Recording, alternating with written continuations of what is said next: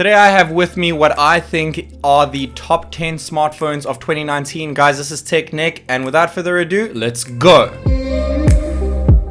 So starting in 10th place, we have the Xiaomi Mi Note 10 Pro, also known as the Xiaomi Mi CC9 Pro Premium Edition here in China. We have the positives on the left as well as the negatives, and we also have the price at the top over there. That will be the same for all phones. We have a massive 5260 mAh battery, which lasts really long, but we have long charging times at just 30 watts. We have a wonderful curved AMOLED display over here, though it is limited to 1080p. We have a headphone jack, the world's first 108 megapixel 8P pentacam, and an incredible 32 megapixel selfie cam.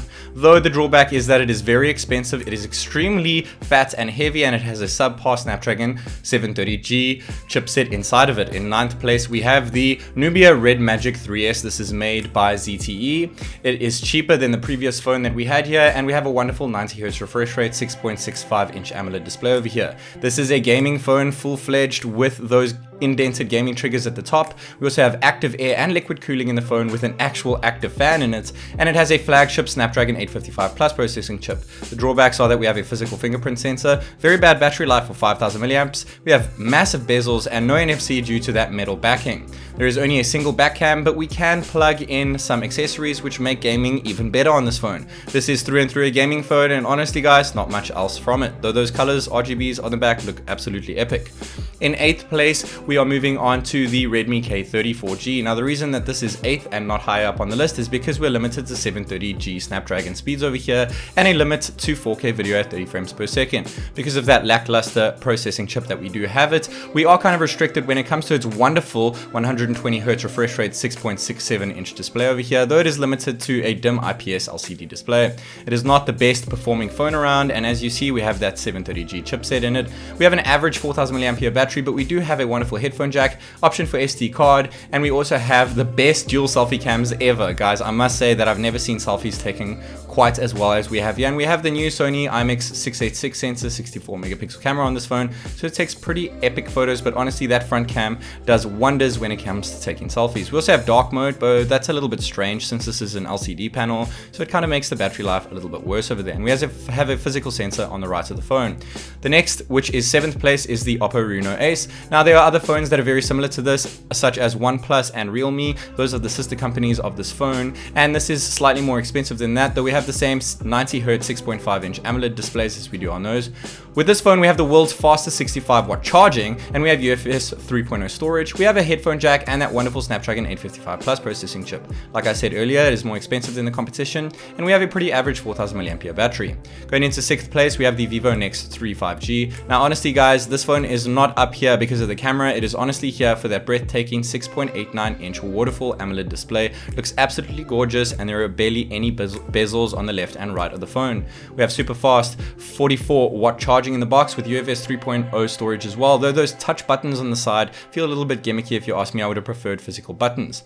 It is extremely expensive guys, but we do have a selfie pop-up camera, and we also have a flash there, though unfortunately it is not packing in face unlock, though we do have a headphone jack in there. Surprise, surprise. I must say it is not the best phone around, but that waterfall display is absolutely incredible. In 5th place, we have the Asus ROG Phone 2. Now here in China, it is actually reasonably priced when it comes to the 10-cent edition, though the global version is quite pricey. We have a 120Hz display which can be adjusted to 60 or 90Hz. We have an AMOLED display here and a massive 6000 mAh battery for those long ass gaming sessions. We also have gaming triggers on the top, but they're not indented, so they're a little bit harder to find as compared to the Nubia Red Magic 3S, but we do have those wonderful dual front-facing speakers which are epic, and that incredibly fast and snappy Snapdragon 855 Plus processing chip.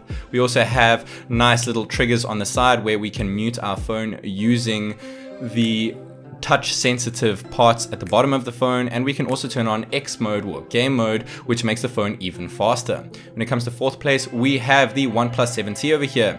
Though very similarly priced to the Oppo, the design looks a little bit different, and though it is from BBK Electronics, the same parent company as Oppo, we lack the headphone jack. We do have a nice little physical alert slide over here, which is really cool, and that fluid AMOLED display, barely any other phones can touch it with that 90Hz fluency. This is honestly the best Android experience out there guys, with Android 10 out the box. There is no better Android experience other than the Pixel phones coming from the OnePlus phone that I have here, though the 30-watt dash charge needs an upgrade and 3800 mAh battery is a little bit small if you ask me in 2019.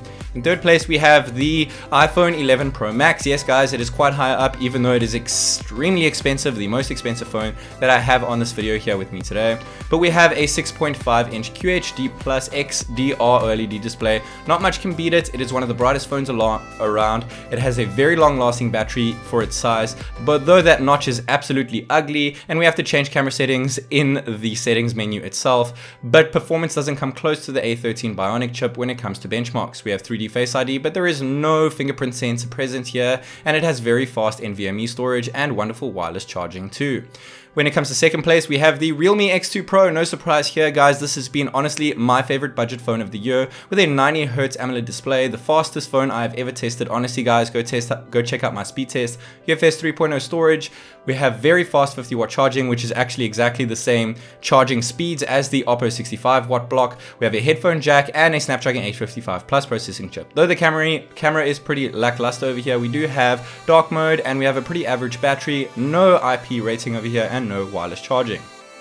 When it comes to first place, we have the Samsung Galaxy Note 10 Plus. Honestly, my favorite phone. Every time I switch to another phone, I always land up coming back to the Note 10 Plus. 6.8 inches of QHD plus curved dynamic AMOLED display madness with that wonderful S Pen. Guys, I honestly cannot live without it. There's so much that you can do with it, such as take photos from remote, putting your phone on the other side of the room and able to get those snaps of you and your friends. Translating here in China has never been so easy. We have UFS 3.0 storage, and honestly, guys, the most consistent pictures I've seen from a phone. SD card slots, we have IP certification, very fast 45-watt charging, though it doesn't come in the box. Snapdragon 855 is limited to USA and China, and updates are pretty slow. But honestly, guys, this phone has absolutely everything you could ever want in a phone and makes it my top dog for 2019, the Samsung Galaxy Note 10 Plus. This one is staying in my pocket. Guys, these phones have been absolutely incredible, but for me, there are only 3 true winners here, and especially the one right at the top. Until next time, guys, this is TechNick.